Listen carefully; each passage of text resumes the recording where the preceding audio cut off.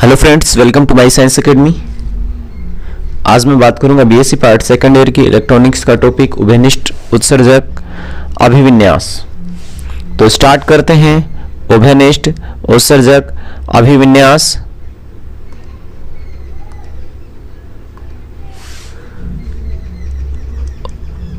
उभयनिष्ठ उत्सर्जक अभिविन्यास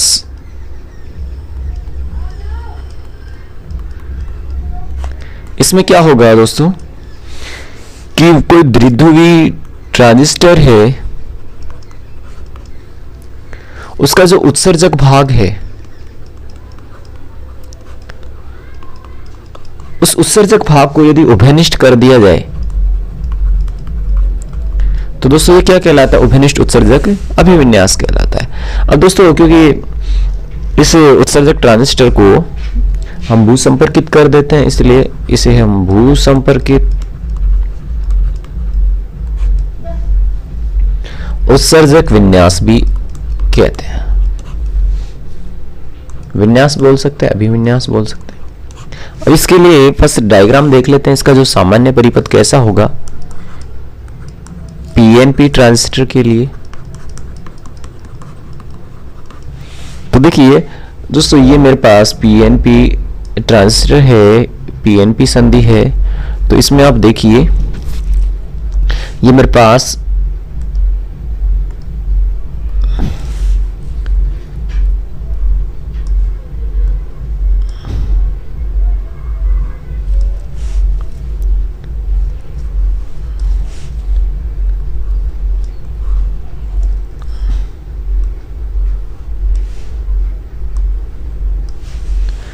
ये दोस्तों मेरे पास है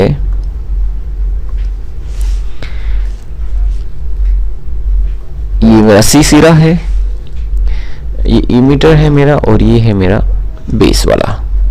दोस्तों यहाँ एनपीएन ट्रांजिस्टर है, तो ये मेरा एन होगा, ये मेरा पी होगा, और ये मेरा पी सिरा होगा। दोस्तों एनपीएन ट्रांजिस्टर में जो करंट फ्लो होता है एन से पी डायरेक्शन में होता है, तो इसमें जो करंट फ्लो होगा वो होगा इस डायरेक्शन में, यानी कि इमीटर से जो बहने वाली धारा होगी आई ही होगी। इधर दोस्तों जो करंट फ्लो होगा तो इधर मैं इसको पश्चाभिनति में जोड़ देता हूं, माइनस प्लस। दोस्तों ये मैंने इसको पश्चाभिनति में जोड़ दिया। अब देखिए ये जो वाला इस वाला सिरा है, यानी कि ये तो दोस्तों ये है बी और ई के बीच में, तो इसे वी बी ई बोल देता हूं मैं। और ये जो है ये है सी और ई के बीच में, यानी कि इसे मैं बोल देता हूं माइनस, और ये प्लस, यानी दोस्तों ये भी पश्चाभिनति में है। अब दोनों को मिला देते हैं तो ये वी सी ई ही होगी, यहाँ वोल्टता वी सी ई होगी। तो देखो करंट फ्लो होगा जो इसमें होगा इस डायरेक्शन में, यानी कि इसमें बहेगी आधार धारा आई बी, और इसमें जो धारा बहेगी वो होगी आधार धारा आई सी। और दोस्तों इसको कर देते हैं अर्थिंग।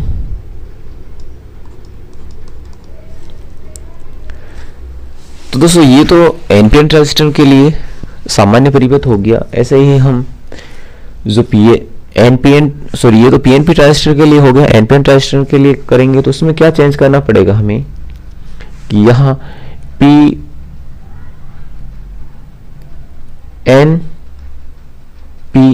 एन होगा, यानी कि इसमें जो ये धारा आई भी इस डायरेक्शन में बह रही है, ये इस डायरेक्शन में फ्लो होगी, क्योंकि यहाँ इसको मैं अग्र अभिनति में रखूंगा, ऐसे ही इसको भी मैं अग्र अभिनति में रखूंगा, तो ये धारा की डायरेक्शन इसमें चेंज हो जाएगी। चेंज इसमें इतना सा ही होगा।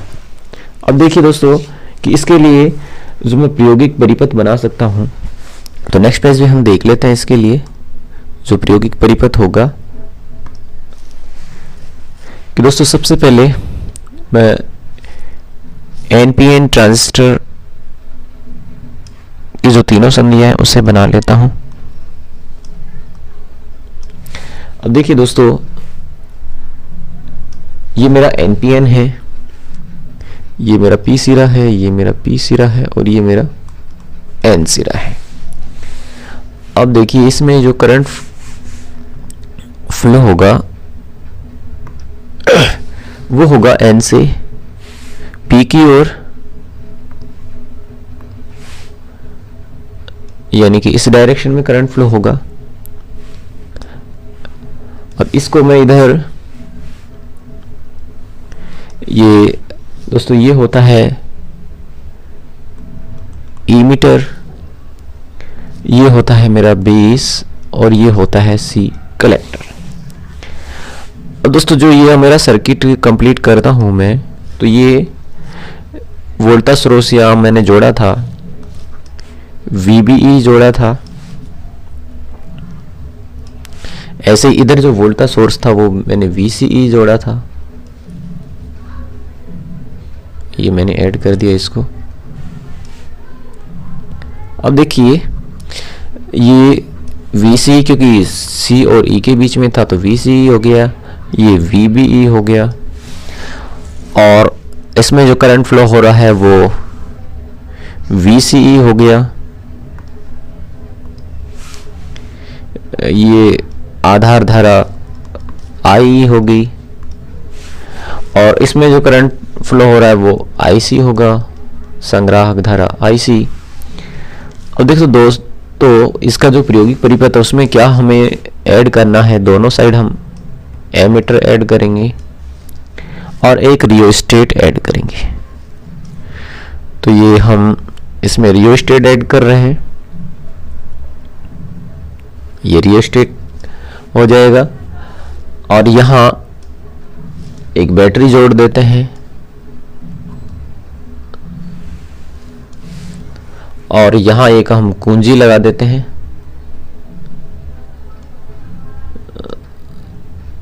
यहाँ एक कुंजी हो जाएगी, और ये RH है। और देखिए इसी साइड भी हम ऐसा ही चेंज करेंगे, इसमें वही इस साइड मैंने जोड़ा इसमें एमीटर A, और इसको मैं कनेक्ट करूंगा वही रियोस्टेट से।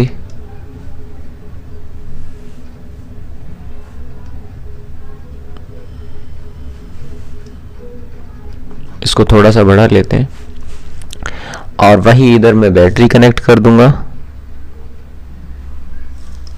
ये नेगेटिव सिरा और ये इसका पॉजिटिव सिरा, और सॉरी यहाँ कुंजी नहीं लगाई हमने, ये यहाँ कुंजी लगा देते हैं, कुंजी K1, और ये है VBB नाम दे देते हैं इसे, और इसको नाम दे देता हूं मैं, इसको VCC बोल सकते हैं। अब देखिए दोस्तों इसमें करंट जो फ्लो होगा ये RH है, करंट का जो फ्लो होगा वो होगा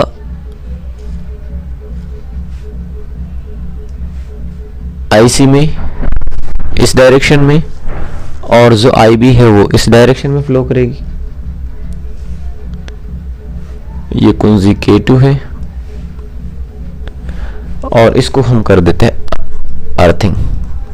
तो दोस्तों ये PNP ट्रांजिस्टर के लिए प्रायोगिक परिपथ है। PNP ट्रांजिस्टर के लिए प्रायोगिक परिपथ दोस्तों ऐसा ही आप बना सकते हैं NPN ट्रांजिस्टर के लिए। उसमें आपको चेंज क्या करना पड़ेगा कि जो दोनों आपने ये वोल्टेज सोर्स जोड़े हैं इसकी डायरेक्शन आपको चेंज करनी पड़ेगी, यहाँ प्लस लेना पड़ेगा, यहाँ माइनस। ऐसे ही इधर जो मैंने माइनस प्लस लिया ये दूसरी डायरेक्शन में लेने पड़ेंगे, क्योंकि इसमें जो करंट फ्लो की डायरेक्शन होगी, यहाँ आधार धारा IB है वो चेंज होगी, क्योंकि जब मैं NPN ट्रांजिस्टर लूंगा तो इसमें आधार जो धारा IB है इधर फ्लो करेगी, जो उत्सर्जक धारा I है इधर फ्लो करेगी, ऐसे जो धारा IC है इधर फ्लो करेगी। तो दोस्तों ये आप आसानी से बना सकते हैं। नेक्स्ट देखिए दोस्तों इसका अभिलाक्षणिक वक्र क्या होगा। इसका जो अभिलाक्षणिक वक्र होगा दोस्तों हम जानते हैं कि जो अभिलाक्षणिक वक्र है इसका, किसी ट्रांजिस्टर के लिए जो अभिलाक्षणिक वक्र दो टाइप्स के होते हैं, एक निवेशी अभिलाक्षणिक वक्र होता है और एक निर्गत अभिलाक्षणिक वक्र होता है, और ये वोल्टता और धारा के मध्य खींचे जाते हैं। तो फर्स्ट मैं देख रहा हूं निवेशी अभिलाक्षणिक वक्र। दोस्तों निवेशी अभिलाक्षणिक वक्र क्या होगा कि जो वरिष्ठ उत्सर्जक अभिविन्यास है उसके प्रयोग विपरीत में देखेंगे तो इसमें निवेशी धारा है IB, और जो निर्गत धारा है ये निवेशी धारा है, ये निर्गत धारा होगी मेरी IC। ऐसे जो निवेशी वोल्टता है वो होती है मेरी VBE।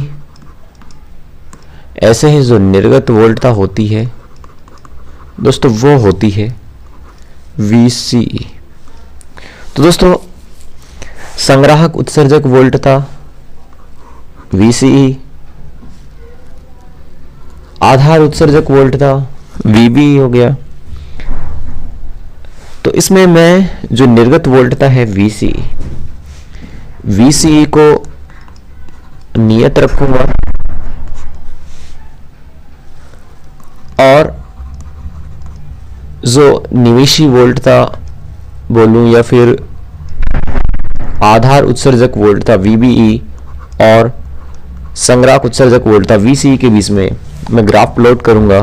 तो मैं ग्राफ प्लॉट कर रहा हूं, देखिए यहां से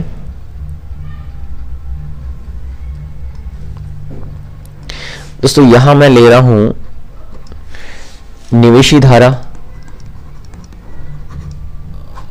y एक्सिस पे मैं निवेशी धारा ले रहा हूं। निवेशी धारा दोस्तों मेरी क्या है IB है, ये इस डायरेक्शन में होगी, और जो मेरी निर्गत वोल्टता है, निर्गत वोल्टता इस डायरेक्शन में होगी। ये मेरी निवेशी वोल्टता हो जाएगी VBE,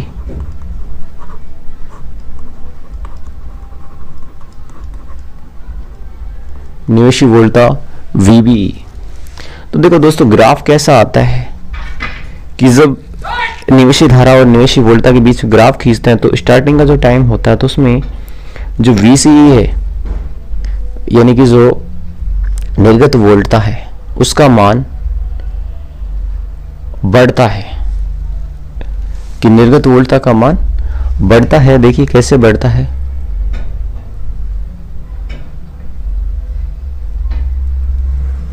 ऐसे ग्राफ आता है ये,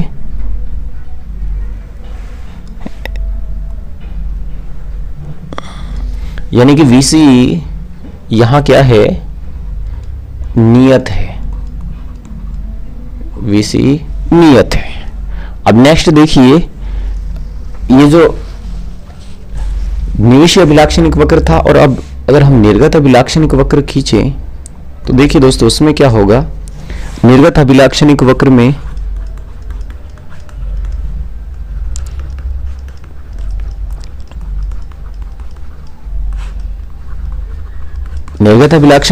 मैं क्या कर रहा हूं कि जो आधार धारा IB है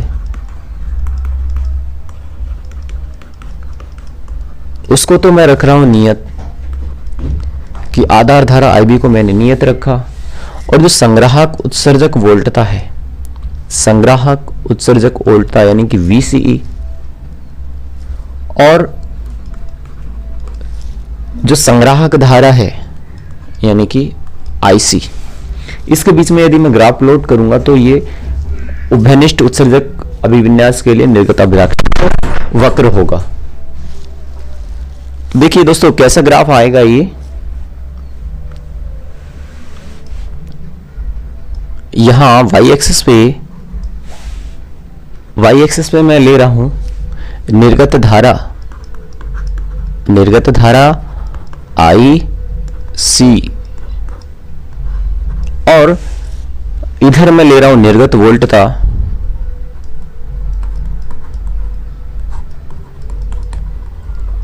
वोल्टता VCE।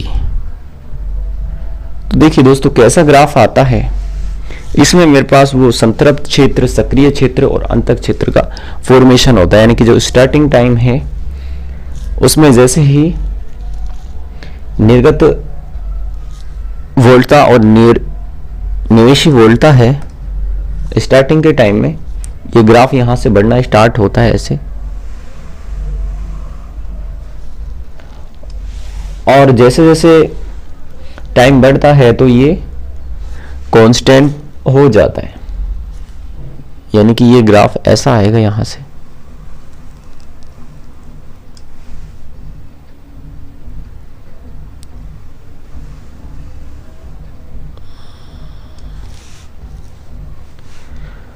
तो दोस्तों ये जो मेरा क्षेत्र हो जाता है जिसमें लगातार जो उत्सर्जक धारा है उसके मान में वृद्धि हो रही है, उसके बाद उत्सर्जक धारा नियत हो जाती है। तो इस एरिया को हम बोल देते हैं संतृप्त क्षेत्र। और दोस्तों ये एरिया होता है सक्रिय क्षेत्र,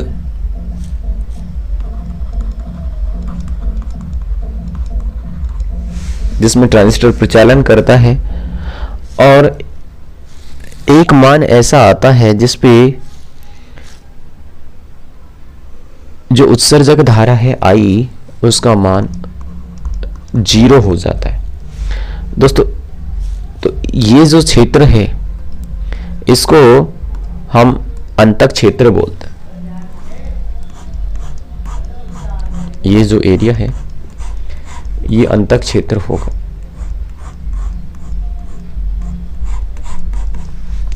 इसे हम बोल देते हैं अंतक क्षेत्र, जिसमें उत्सर्जक धारा का मान 0 हो जाता है। तो देखो आप यहां से देख सकते हैं कि जो उभयनिष्ठ उत्सर्जक अभिविन्यास है उसका निर्गत अभिलाक्षणिक वक्र ये शो कर रहा है कि जो ट्रांजिस्टर है, जो तीनों क्षेत्र, संतृप्त क्षेत्र, सक्रिय क्षेत्र, इन तीनों क्षेत्र में प्रचालन कर रहा है। तो नेक्स्ट देखिए दोस्तों, फर्स्ट जो ये किस सक्रिय क्षेत्र में प्रचालन कर रहा है,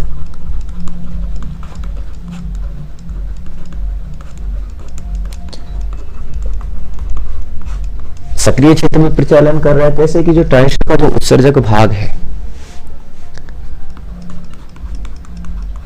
यानी कि इमीटर है, उसको यदि मैं अग्रदेशिक बायस में कनेक्ट करूं,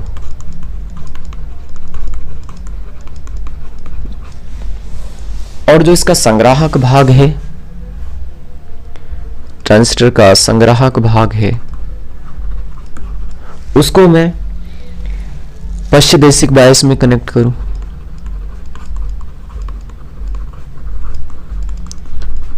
दोस्तों जो ट्रांजिस्टर है वो सक्रिय क्षेत्र में प्रचालन करता है। दोस्तों सेकंड कंडीशन अंतक क्षेत्र के लिए देखिए कि अंतक क्षेत्र में ट्रांजिस्टर कब प्रचालन करेगा, कि जब ट्रांजिस्टर का जो उत्सर्जक भाग है उसको हम पश्चदेशिक बायस में रख दें, और जो इसका संग्राहक भाग है उसको भी हम पश्चदेशिक बायस में रख दें। तो जो ट्रांजिस्टर अंतक क्षेत्र में प्रचालन करता है, और दोस्तों ट्रांजिस्टर जो संतृप्त क्षेत्र है उसमें कब प्रचालन करेगा, ये जब जो ट्रांजिस्टर है उसका जो उत्सर्जक भाग है और जो इसका संग्राहक भाग है,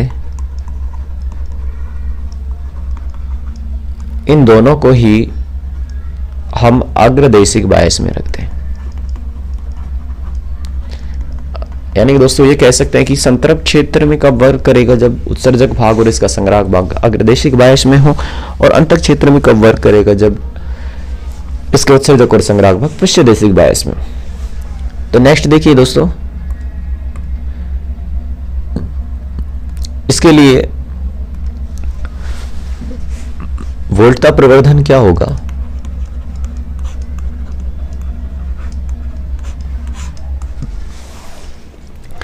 देखिए दोस्तों, वोल्टता प्रवर्धन जो AV है वो उत्सर्जक संग्राहक वोल्टता हमारे पास क्या आई थी? VCE थी। और जो आधार उत्सर्जक वोल्टता थी वो क्या थी? VBE थी। तो वोल्टता प्रवर्धन क्या होता है? जो AVE होता है वो वोल्टता VCE और वोल्टता VBE दोनों का रेशियो होता है। ऐसे दोस्तों, अगर मैं धारा प्रवर्धन की बात करूं कि धारा प्रवर्धन क्या होगा, तो दोस्तों धारा प्रवर्धन IE से डिनोट करते हैं। तो जो उभयनिष्ठ उत्सर्जक के लिए जो संग्राहक धारा दोस्तों क्या ली थी, वो हमने ली थी IC।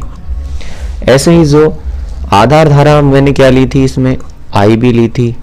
तो इन दोनों का जो रेशो होता है उसे हम बोलते हैं धारा प्रवर्धन। और दोस्तों इस धारा प्रवर्धन को हम बीटा से भी डिनोट कर देते हैं, यानी कि मैं कह सकता हूं दोस्तों, इसको तो हम अल्फा से डिनोट कर देते हैं और इसको हम बीटा से डिनोट कर देते हैं, यानी बीटा की इक्वल टू IC अपॉन में IB होता है। तो दोस्तों यहां से हम अल्फा इक्वल टू यहाँ से VC अपॉन में VB है, तो यहाँ से अल्फा और बीटा में एक रेशियो फाइंड कर सकते हैं कि अल्फा व बीटा में क्या संबंध होता है, यानी कि धारा लाभ और वोल्टता लाभ में क्या संबंध होता है। तो दोस्तों ये जो उत्सर्जक धारा होती है IE, ये आधार धारा और संग्राहक धारा के बराबर होती है। तो दोस्तों इसी को एक इक्वेशन हम लेके स्टार्ट करते हैं। तो सबसे पहले दोस्तों मैं क्या करता हूं, इसको जो दोनों साइड है उसको IC से डिवाइड कर देते हैं। तो दोस्तों IC से डिवाइड करेंगे तो I अपॉन में IC equal to IB upon में IC, और IC की जगह क्या आ जाएगा? 1 आ जाएगा। अब दोस्तों हमने अभी पढ़ा कि जो वोल्टा लाभ था और जो धारा लाभ था उनके लिए हमने अभी रेशो निकाला था। तो जो वोल्टा लाभ आया था मेरे पास, अब देखो यहां से मैं अल्फा की वैल्यू फाइंड आउट कर सकता हूं, तो वो होगी IC अपॉन में IE। ऐसे जो बीटा होगा वो होगा IC अपॉन में IB। अब दोस्तों इनको हम इस इक्वेशन में रख लेते हैं, इसे समीकरण 2 दे लेते हैं। तो समीकरण 2 में अल्फा व बीटा का मान रखने पर, तो देखिए दोस्तों, अगर मैं मान रखूंगा तो मेरे पास ये आएगा 1 अपॉन में अल्फा अपॉन में 1 अपॉन में बीटा प्लस 1।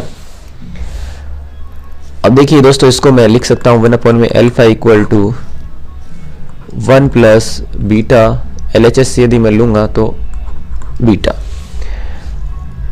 अब यहां से यदि मैं अल्फा या बीटा के रूप में यदि वैल्यू निकालना चाहूं तो यहां से मैं आसानी से निकाल सकता हूं कि अल्फा बराबर बीटा अपॉन में 1 प्लस बीटा। तो दोस्तों ये धारा लाभ और वोल्टता लाभ इन दोनों में रेशियो हो जाता है alpha equal to beta upon में 1 प्लस बीटा। यानी कि अगर आपसे पूछा जाता है कि वोल्टता लाभ एवं धारा लाभ में संबंध, तो आपको ये फाइंड करना पड़ेगा कि अल्फा इक्वल टू होता है बीटा अपॉन में 1 प्लस बीटा। तो दोस्तों आज हम यहीं तक देखेंगे। तो आपने मेरे को पेशेंस से सुना, इसके लिए धन्यवाद।